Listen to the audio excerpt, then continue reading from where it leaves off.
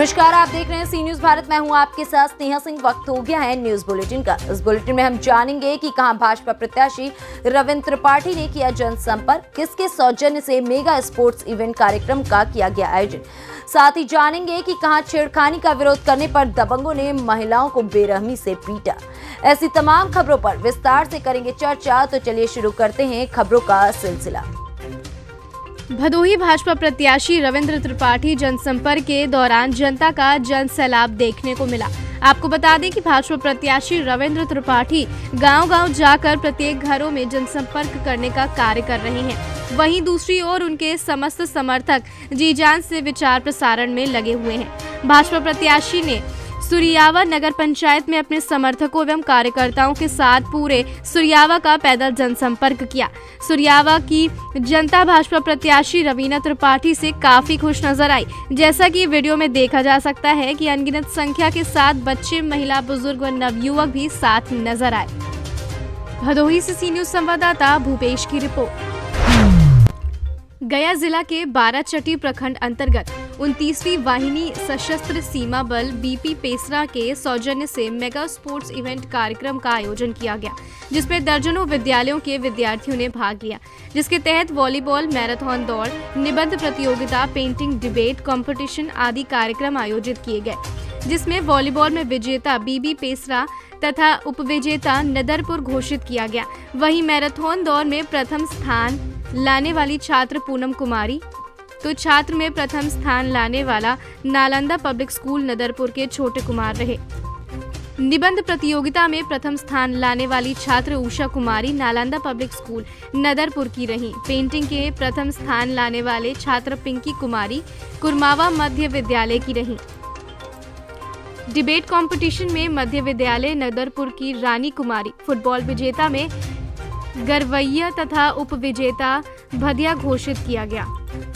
इन सभी विजेताओं को सशस्त्र सीमा बल 29वीं वाहिनी के द्वारा volleyball, carrom board, football, pencil, copy, bag, medal, trophy आदि पुरस्कार देकर सम्मानित किया गया। वहीं गरीब तथा लाचार लोगों के बीच कंबल, कुदाल, मच्छरदानी, रेडियो, बीज आदि का वितरण किया गया।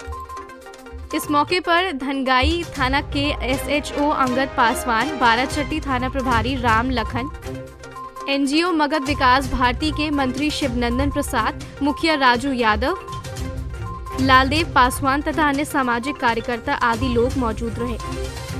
गया से सी न्यूज संवाददाता अशोक शर्मा की रिपोर्ट। कानपुर दक्षिण के बर्रा थाना क्षेत्र के अंतर्गत गुजैनी अम्बेडकर नगर कच्ची बस्ती में एक परिवार को मनचलों के साथ विरोध करना भारी पड़ गया। मनचलों ने महिला को कुछ दिन पहले चलते रास्ते में छेड़खानी की थी। छेड़खानी का विरोध करने पर दबंगों ने महिलाओं को बेरहमी से पीटा।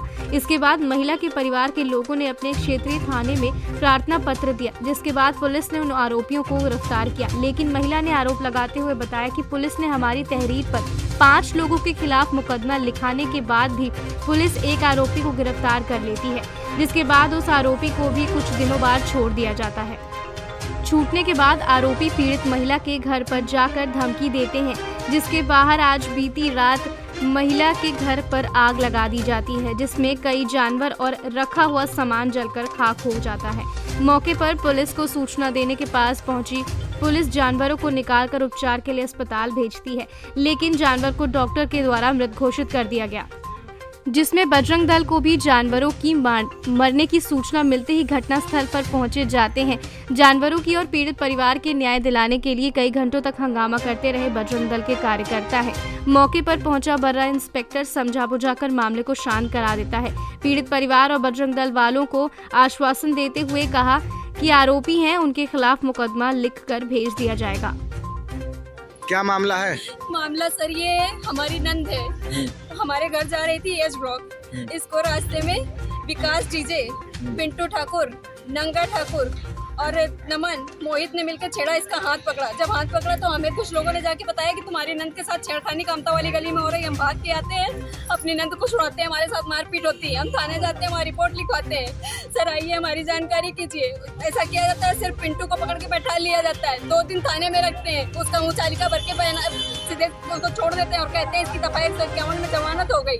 इसके बाद वो हमारे दरवाजे आता है, हमको धमकी देता है कि देख लेंगे तुझे, कितनी बड़ी तू मीडियाबाज है। हम कहते हैं साहब हमने क्या मीडियाबाजी की है, हमको छोड़ो, हमको जीने दो। हमारी 2 महीने की बच्ची, हम उसको लेके अंदर सो रहे थे, आज ऐसी आग लगाई, हमारी गाय दर पे मर गई। पुलिस से हमने चारों के नाम बताया, पुलिस एक का नाम लिख रही है और कहती हम तुम्हारे ये सपोर्ट। आग आपके यहाँ किसने लगाई है? आग हमारे यहाँ पिंटू ठाकुर ने लगाई और विकास दर पे खड़ा था। विकास ने कहा था लगाओ आग, और विकास को भागते हुए मैंने देखा है अपनी आँख से। उसमें कितनी गैया घायल हुई हैं? एक गैया तुरंत मर गई है, एक बछड़ा मर गया है, एक गैया घायल है और एक बछड़ा घायल है, एक बगल वालों की गाय घायल है। आपने प्रशासन को फोन किया, सूचना की? फोन किया, प्रशासन पे जाके बैठे रहे। हमने चारों को बताया कि सर ये 4 नाम लिखिए, इन चारों को पकड़िए। वहाँ पे सिर्फ पिंटू ठाकुर का नाम ले लिया गया और पिंटू ठाकुर को बैठा लिए, बोलते हैं जाइए हम कार्रवाई कर रहे हैं, ऊपर प्रशासन तक जाएंगे। सर ये क्या होगा? हमें नहीं मिलेगा इंसाफ, हमें सब पता है, हमें कोई इंसाफ नहीं मिलने वाला। विकास को पुलिस क्यों नहीं पकड़ रही? विकास को पुलिस इसलिए नहीं पकड़ रही, वो कहता है पुलिस के मुख पर है, हमें पकड़। कानपुर नगर से सी न्यूज संवाददाता रोहित की रिपोर्ट। विधानसभा चुनाव 2022 के संवेदनशील बूथों पर वेबकास्टिंग के लिए तथा मतदान स्थल पर किसी भी प्रकार की गड़बड़ी को रोकने व बवालियों पर नजर रखने के लिए चुनाव आयोग और कॉमन सर्विस सेंटर के बीच में समझौता हुआ था, जिसमें सीएससी संचालकों को मतदान कर्मी बनाकर उन्हें वेबकास्टिंग कराई गई। एक हफ्ते पहले बाकायदा प्रशिक्षण देकर सीएससी संचालकों को 27 फरवरी को पट्टी विधानसभा अंतर्गत आने वाले संवेदनशील तथा अति संवेदनशील बूथों पर वेबकास्टिंग के लिए रखा गया था और यह निर्धारित किया गया था कि सोमवार को कैमरा जब जमा होगा तब भुगतान किया जाएगा। सोमवार को जब पट्टी तहसील के सीएससी संचालक पहुंचे तो उन्हें निर्धारित भुगतान न होने पर हंगामा खड़ा कर दिया। तहसील पहुंचे सीएससी संचालकों ने बताया उन्हें पहले 600 देने का वादा किया गया था, लेकिन अब उन्हें सिर्फ 450 रुपये भुगतान किया जा रहा है। ऐसे में वह लोग 600 की मांग कर रहे हैं, जबकि इस संबंध में कोऑर्डिनेटर ने बताया कि उन्हें सिर्फ 450 रुपये देने की बात की गई थी। कहाँ के रहने वाले हैं? आसपुर दूसरा ब्लॉक, गांव पूरे दलबसा। तहसील के सामने आपने क्यों भीड़ लगाई, क्या मामला? मामला ये है सर, हम लोग को चुनाव में ड्यूटी लगाया गया था। किसने लगाया था? ये बुलाया था सुपरवाइजर सीएससी की तरफ से, सीएससी डीएम ने मैसेज कर रखा था। अच्छा। तो हम लोग यहाँ पे आए तो बोला गया भैया आपको पैसा 450 रुपये पर किट पे मिलेगा। और बोले हम सब फोन पे बात हुई, बोला गया कि आपको मतलब कितनी दूर पे हम रहेंगे, बोले 3 किलोमीटर 4 किलोमीटर के रेंज में रहेंगे और ड्यूटी लगा दिए हैं 24 किलोमीटर दूर। और बोल रहे हैं लोगों का काम क्या था? बूथ पे था सीसीटीवी कैमरा लगाना था, वेबकास्टिंग लाइव प्रसारण चल रहा था। और पैसे देने के लिए यहाँ आए, पैसे नहीं दे रहे हैं। नहीं तो इसके लिए जिम्मेदार कौन अधिकारी है? उसका नाम है? अधिकारी ये सुपरवाइजर है, जिस अधिकारी के जिम्मेदार है। फोन किए थे, फोन ही नहीं उठा रहे हैं। नहीं मतलब आपको क्लियर नहीं है कि किसने आपको ड्यूटी दी? CSC DM district manager. ये जो कैमरे लगाए गए थे किसने लगाए थे? कौन जिम्मेदार था इसके लिए? कैमरा हम बात थी और कैमरे कार्ड आते हैं, इनको बताया गया भैया 450 रुपये पर सेंटर आपको मिलेगा। अच्छा। तो इन्होंने कहा ठीक, अब इनका क्या ये बता के हमने तो कहने का मतलब कि आपकी तरफ से 450 ही बताया गया? जी जी, सभागार में मैंने सबको बता दिया भैया 450 रुपये पर सेंटर आपको मिलेगा। ठीक है, तब उस समय कुछ नहीं किया। तो क्या दूसरी जगहों पे 600 मिल रहा है क्या? अब हमको नहीं मालूम, हम अपने सेंटर बता रहे हैं। प्रतापगढ़ से सी न्यूज संवाददाता रोहित जायसवाल की रिपोर्ट।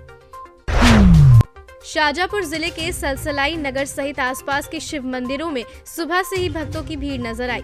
वहीं शिवरात्रि के पावन अवसर पर शिव भक्तों के द्वारा पूजा अर्चना की गई। वहीं नगर के शिव मंदिर में अभिषेक करवाया गया। शिव भक्त मंडल समिति के सदस्य दौलत सिंह लाइनमैन के द्वारा बताया गया कि हर वर्ष की तरह इस वर्ष भी बाबा भोलेनाथ की बारात निकाली जाएगी, जो 4 बजे शिव मंदिर से प्रारंभ होकर नगर के प्रमुख मार्ग से होते हुए पूरे नगर भ्रमण कर शिव मंदिर पहुंचेगी, जहां पर बाबा की महाआरती पर महाप्रसादी का वितरण भी किया जाएगा। अभी क्या प्रतिवर्ष अनुसार इस वर्ष भी अभी तो पहले अभिषेक होगा, महाअभिषेक होगा, महाआरती के बाद फिर भगवान की नगर भ्रमण के लिए भगवान की सवारी निकलेगी। वो 3 बजे से यहाँ से प्रारंभ होगा, शाम को 7 बजे वापस यहाँ महाशिवालय में महाआरती के पश्चात विसर्जन, उसके बाद भजन कीर्तन, रात्रि में जागरण होगा। शाजापुर से सी न्यूज संवाददाता किशोर नाथ की रिपोर्ट। फिलहाल इस न्यूज बुलेटिन में बस इतना ही। देश दुनिया की ऐसी तमाम खबरों को देखने के लिए बने रहें सी न्यूज भारत के साथ।